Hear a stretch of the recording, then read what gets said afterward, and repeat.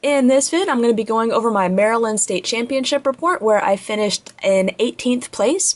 Unfortunately, state championships limit their top cut to top 16 at the max. So by hitting 18th place, I did not qualify for top cut, so I could not continue on to play for first place. So I'm kind of frustrated at the state championship rules because, as you'll find out in my upcoming South Carolina State Championship report, the same thing happened.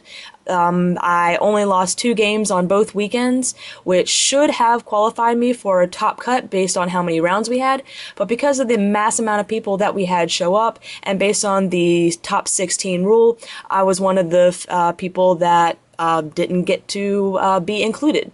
And essentially that all comes down to just pretty much luck, because it depends on what opponent the computer decided to pair you against, and then it depends on how your opponents do when you have the same record as everybody else. So unfortunately I just got a little bit unlucky, and the certain opponents that I played didn't do as well as certain opponents that other people played. It's, like I said, it's frustrating, but the only problem with it is that in as big turnouts as we've had for state championships this weekend, that top 16 cap really makes it difficult for players in my situation. And there were quite a few other players in my situation as well. For Maryland, there were only, I think, 4 or 5 of us that had a 5-2 record and didn't get to go on a top cut. But in South Carolina, as I'll go into more details in a later video on that, there were quite a few people with with a 6-2 record that didn't go on to top cut. So I'm going to first start off with my deck list. I did run Zek Eels, and as my first tournament weekend I ran Magneals, and after testing with a few other things, just found Zek Eels was a little bit faster for me, and after a few more changes to my after my South Carolina State Championship, I found a list that worked a little more consistently for me. So I'm going to start off with the deck list, and then I'll go into my matches. So, my Pokemon lines: 3 Smeargle, and this is for Portrait. Essentially, what I found that in South Carolina I had trouble with was I would just dead draw on supporters and was unable to consistently continue going. And that's pretty much what lost me both of my games in South Carolina. So I went with the Smeargle Sky Arrow variant, which pretty much ensures a really fast startup. Well, hopefully ensures a faster startup because I can portrait my opponent's supporters, and essentially means I can get set up and keep going. And while it can lose you the game, as I'll explain in one of my games, it pretty much is the reason for winning many other games, especially in the mirror match. Smeargle is just so important in the mirror match as far as getting set up faster. Run 2 Zekrom, one of my main attackers, same as your standard Zekrom, Outrage and Bolt Strike. A 3-3 line of Electric. I had originally done a 4-3 line, but found that I needed to cut a lot of space for this Smeargle Sky Arrow combination, so I ended up having to drop the 3rd Dynamo. I run 2 of the Free Retreat and 1 of the 40. That's, honestly, with Sky Arrow, it doesn't really matter if you run the 40. The Free Retreat is always awesome, especially if you don't have Sky Arrow in play, but you do risk Tide Rogue Donks, so it's nice to have the other one in. But again, the chances of starting with this one rather than those, or even starting with Dynamos period and no other Pokemon, are always slim. So honestly, I'm still kind of up in the air as far as whether either one is an absolute requirement. Like I said, I think both have their advantages and disadvantages, so I think it's still nice to include both. I run 1 Zekrom EX. This is great for one-shotting a lot of your stronger attackers in the format that are not EXs, like Magnezone, other Zekroms, Reshurums, things like that. Strongvolt obviously doing 150 and discarding 2, but you can easily reattach them with Electric, and then Glinting Claw is a pretty nice attack too for targeting weaker Pokemon. I run 2, if I can pull them out, Mewtwo EX, and this is pretty much so I can win the Mewtwo Wars. That's mainly against CMT, Celebi, Mewtwo, Tornadus, just to be able to keep up with the returns on the Mewtwo's, and even in the mirror matches, if Mewtwo EX is just a great non-electric attacker, and this is really important to have 2 Mewtwo EXs for those straight fighting decks, the straight Terrakion, straight Landorus, all those those types of decks, Mewtwo makes even more important. And some of them, like just a straight Terrakion deck, don't run their own Mewtwo's to counter your Mewtwo's, which it helps huge in that matchup. That would typically be an auto loss for you because of all your lightning type Pokemon. I run one Terrakion, and this is mainly for the mirror match. Retaliate can do 90 after you knock something of mine out. Land Crush, if you do happen to get both fighting energy onto Terrakion, does 90, and then of course after weakness that's doing 180. So it's a pretty impressive little Pokemon. I've honestly been kind of up in the air about keeping this in decks or not because it is a terrible Pokemon to start with. Just that 4 retreat cost is killer, and even in mirror matches, I find that there's a few times I'll use him, and there's many games, many mirror matches that I've won where I haven't used him. But he is quite handy, and yeah, for now, obviously he stayed. And the last Pokemon card that I run is an Unleash Shaman, which is the only reverse holo card in my deck, because for some reason I don't have a regular holo. The last one I think I had, I did a kind of a sale partial trade to Raichu Oshawott. Kind of regret that now because I kind of like to play with all my cards non-rev, so this is weird that it's only one, but it's late in the season, so it's really not a big deal to have it rev. Shaman is for moving around my energy, mainly for a late game attack, something like moving all of my energy onto Mewtwo, onto Zekrom, just kind of a last case emergency scenario. So, up for the supporters. I run only one Pokemon collector, and that is because I can do that safely because I run Smeargle. Hopefully my opponent is running, the typical 3 to 4 collector per deck and has that turn 1 collector. I can portrait that and be able to copy it. So that is why I only run one collector. Little risky, but I found it works pretty well. I run 3 Juniper to be able just to discard my hand and grab a new one. 3 Sage's Training to be able to get almost a brand new hand, but to be able to kind of pick and choose more of what I want rather than having to toss out everything. 3 Pont just to refresh everything up and get a completely new hand without having to discard anything. And those are all the supporters I run. So again, that's why Smeargle is so important, because in a deck that only runs 9 supporters, you're going to be drawing dead drawing supporters for a little, for quite a while, honestly, in some games. Just depends on your luck. You should, especially my luck when it comes to supporters, if I don't have more than 10, I typically go many turns without seeing them. So Smeargle was a huge help for me. So on to lots and lots of trainers. 2 Switch, because Electric has that nasty 2 retreat cost. 2 Sky Arrow Bridge to be able to get that Smeargle out of the way, and for any other basic Pokemon that only has a 1 retreat cost, to be able to, have a essentially free retreat cost. It's also helpful with Terrakion to bring his huge 4 retreat cost down to 3, and with Zekrom to be able to bring his 3 retreat cost down to 2. But it's primarily for that Smeargle combination. I run 3 Dual Ball, and yes, I do have one of each Dual Ball has a different artwork, so I kind of did that accidentally when I was building the deck, but I found that it was kind of a cool thing, so I kept it that way. This is my little bit more of a speed for my deck, because I can Junk Arm to reuse my Dual Balls. It's flippy. However, with Smeargle being able to portrait collectors, I typically find that I don't have a hard time getting basics on the bench. 2 Level Ball, mainly for those electric, since I don't run communication and everything else is a basic Pokemon that can be searched out with Dual Ball. But I also find myself, if I've, really just having a dead hand, I'll Level Ball for a Smeargle and, try and get up a supporter draw. Or I can Level Ball for, Dynamos to help get set up, or, a last minute Shaman to be able to move things around. I only run 1 Eviolite. I find that I honestly typically don't even use this in many games. It's kind of nice to put on the Mewtwo so that they can't automatically get a return KO without adding a little more energy.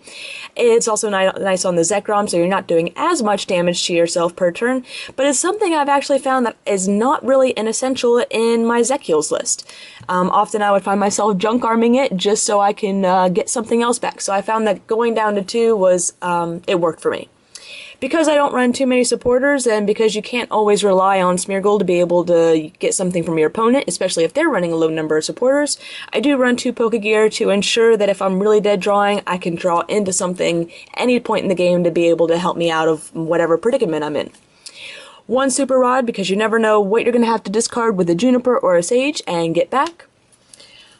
4 Junk Arm, because in a deck that discards a lot of cards, to be able to get back things and reuse them is critical. So this is something that just absolutely has to be maxed out by when you run so many Juniper and Sage. And then finally 3 Pokemon Catcher, because you never know when you need to target something on the bench. Often in the mirror match, I'll, if I'm in a position to, I'll try and target their eels so that, they don't have their energy acceleration anymore. So those are all of my trainers and supporters. For my energy, I run 2 of the basic fighting for Terrakion.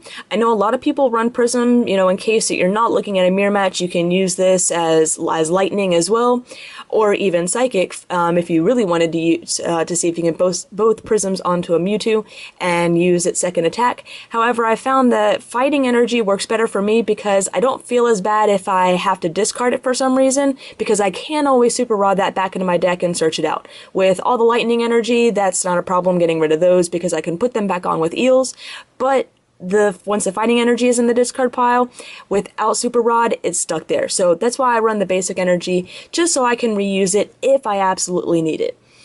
I run, I believe, 8 lightning energy, 3, 6, 7, 8.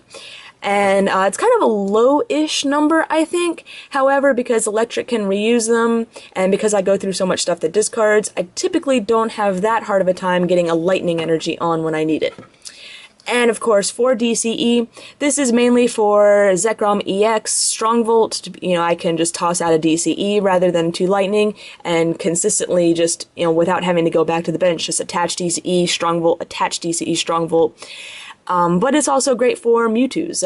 With 2 Mewtwo's, there's a pretty decent chance that one will be in my starting hand, and with 4 DCE, that also increases the chance. And a Mewtwo DCE, that can lead to a donk. So that is my Zek Eels list. It worked pretty well for me. I went 5-2, and so now I'll go over my games a bit. So my first game was against a Pokedad that started off with a lone Yanmask. I think it was a Yanmask. And I remember reading on 6 Prizes about this crazy rogue deck that had, I think Yanmask is whatever evolves into Kofagrigus, I think, and had the damage swap that moves stuff around. So I was thinking that this was maybe that crazy rogue deck, which I heard did pretty well.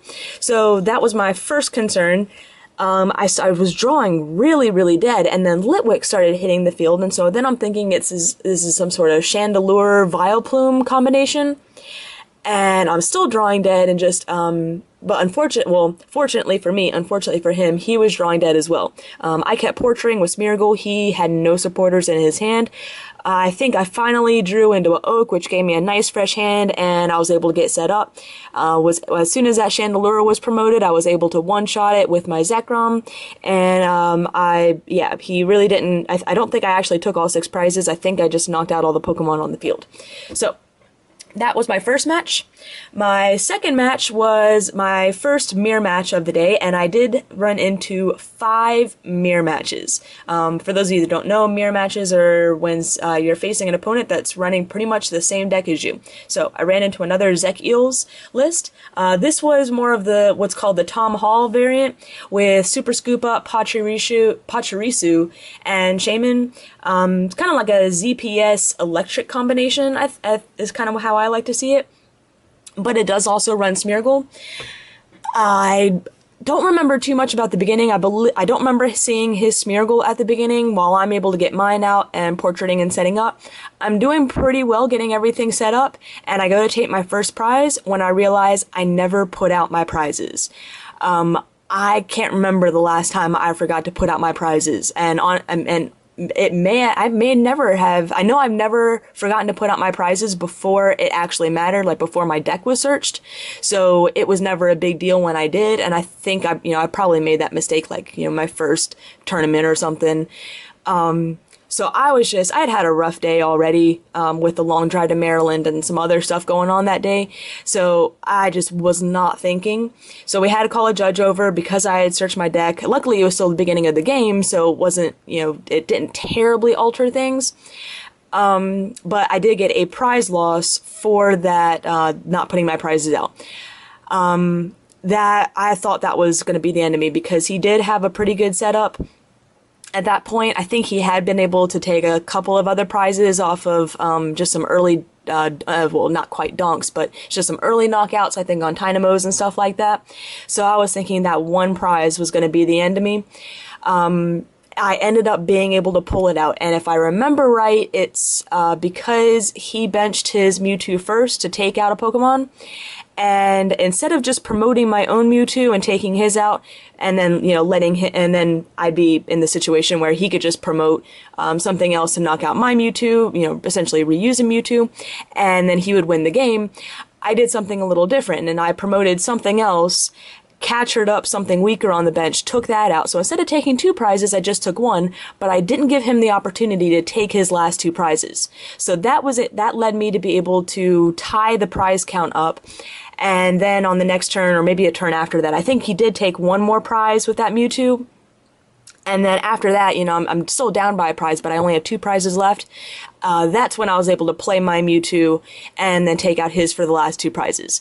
I found that's typically a good way to win the Mewtwo war, if you notice that the prizes are staggered a bit, is try and get yourself down to a position where, if you're taking out his Mewtwo, he can't just come back and knock out your Mewtwo for the last 2 prizes of the game. Staggered a bit, even sacrifice a prize to get down to the last, to force your opponent to get down to the last prize before you bring something else up to take everything out. So that was my strategy, and it worked out for me, and I still can't believe that I won that game after a prize loss. So I was pretty happy after that.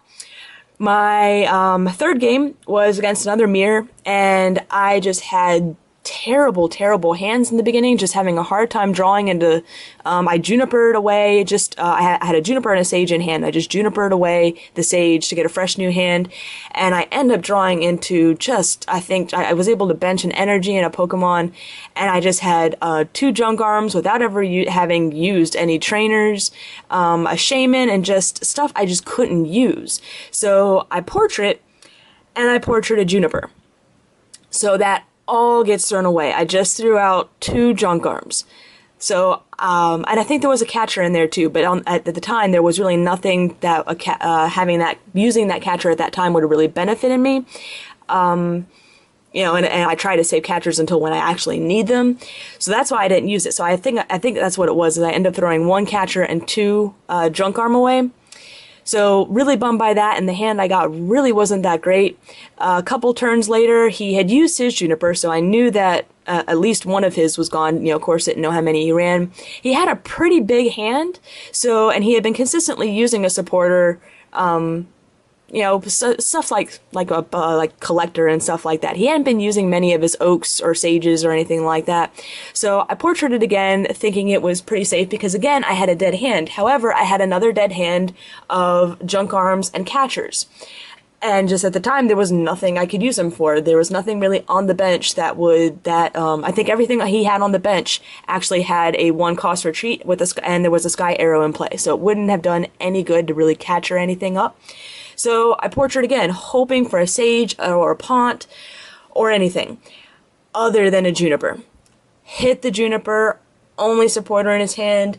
So that game I obviously lost because I had to throw away all 3 of my catcher and all 4 of my junk arms. And I also had to throw away a super rod. So I was actually pretty proud of myself in that game because even though I had just those 2 horrible portraits, I was actually able to bring that game down to time and to the last prize. So I feel like had I had access to, if I just had better luck and had drawn into anything decent at the beginning of the game, so I didn't have to juniper away those, the junk arms and catchers, I definitely would have had it because almost halfway through the end of the game, if I had a catcher, I could have catcher up a Mewtwo to take the last couple prizes. So it's kind of a bummer losing by just terrible bad luck. but I still maintained that with as dead as my hand was, and I actually skipped portraiting for several turns, hoping I would draw into something, and just kept on whiffing. So I get to my fourth game, feeling kind of, bummed out about my last loss, and I portrait for something, I think. I don't remember if I hit anything or not, but I see he's running RDL Embor, and I had just heard a friend of mine got beat by that exact deck. Essentially, he runs Embor, Shuckle, Shaman, and RDL. So he uses Embor's ability to keep attaching energy to the Shuckle. He uses Unknown Return to return it all and do it again, which allows him to draw through a good bit of his deck all at once. Then he uses Shaman to just move that onto his RDL, and uses RDL to take 2 prizes per turn. He had that Embor up, I think by turn 3 or so, maybe it was turn 2, but I think it was turn 3. I was unable to draw into the catcher to be able to knock that Embor out to slow him down. He had an Indigo Stadium in play. I could not pull a Sky Arrow to get it out of play, and I could not draw into a Mewtwo or search out anything, no way of searching out for a Mewtwo, to be able to return a KO on his RDL. So essentially, after he got that Embor up, 3 turns, 6 prizes, since RDL's power or body allows you to take an extra prize for every Pokemon you knock out, and that was it. I think the game lasted 5, maybe 6 turns. So, was feeling kind of about that. I really didn't get a good close game, no setup or anything like that, but, still had 3 more games of the day, so was hoping just at that point to win out.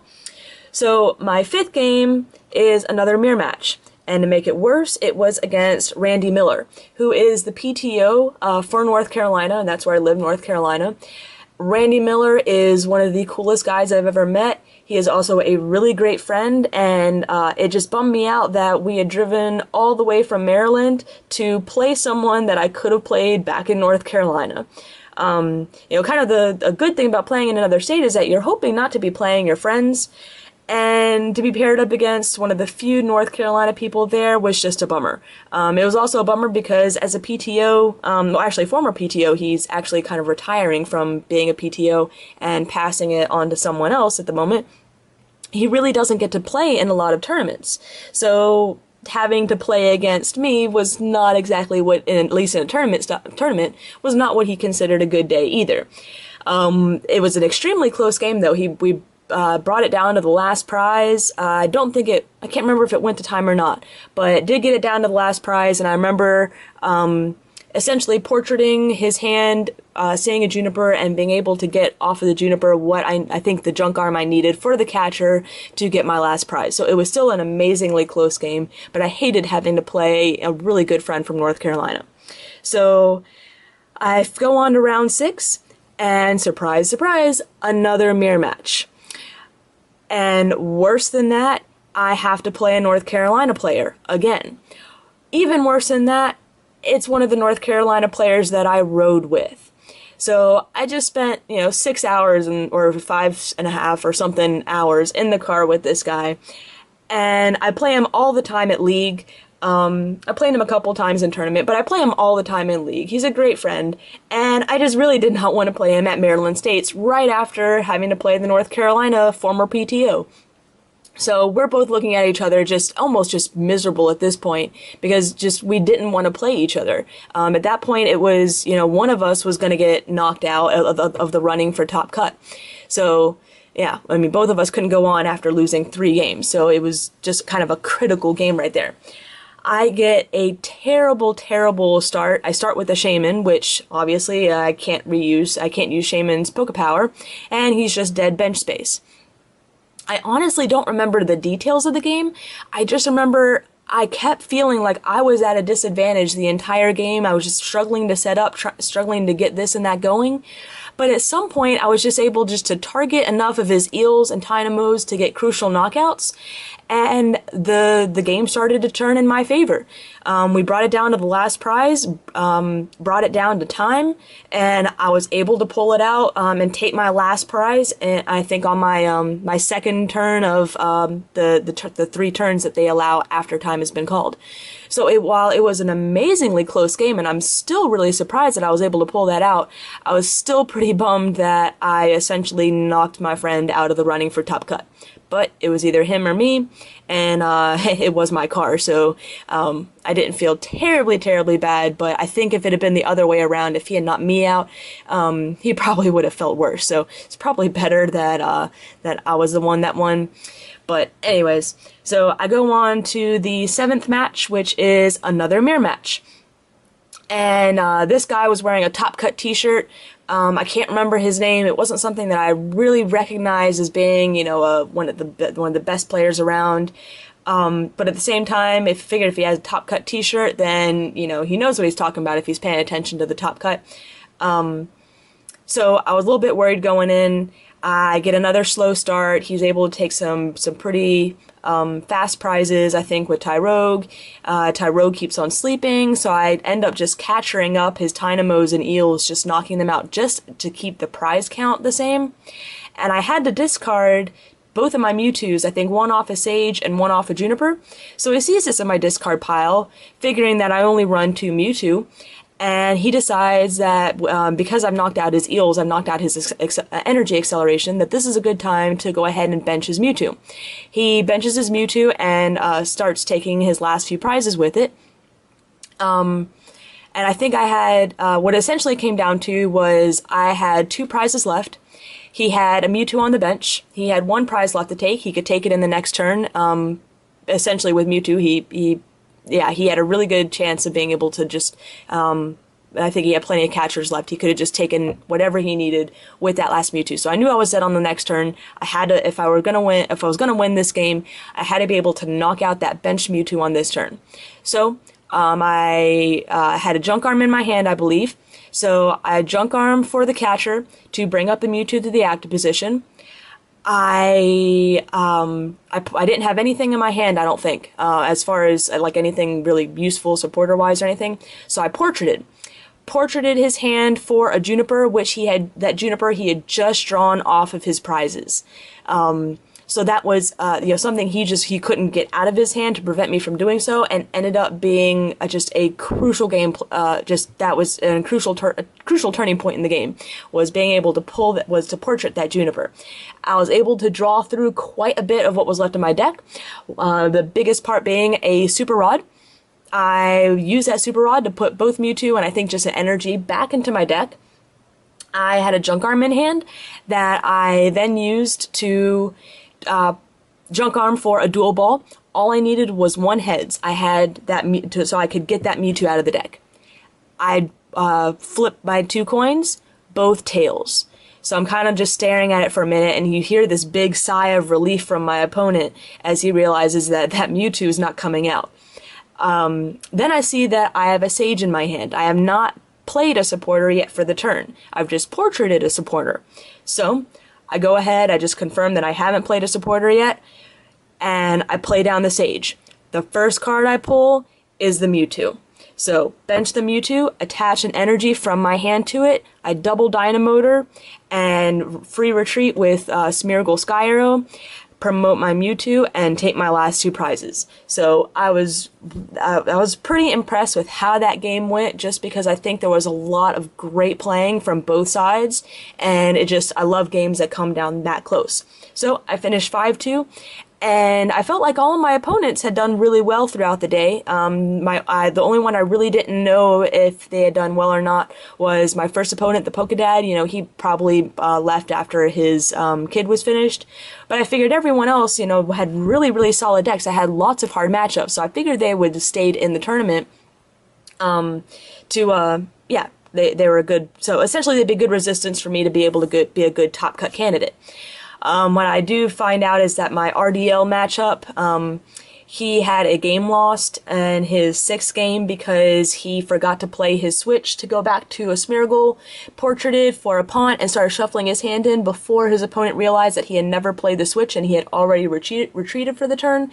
That meant that he had a disrupted game state that could not be returned because he couldn't, his hand was already shuffled back into his deck, so he got an automatic game loss. It sucked for him, but there really wasn't anything more fair to do about it, and so I think that really hurt my resistance as well, and I'm sure just a few other players just losing a few games here or there just kind of affected that as well. So I ended up pulling 18th place.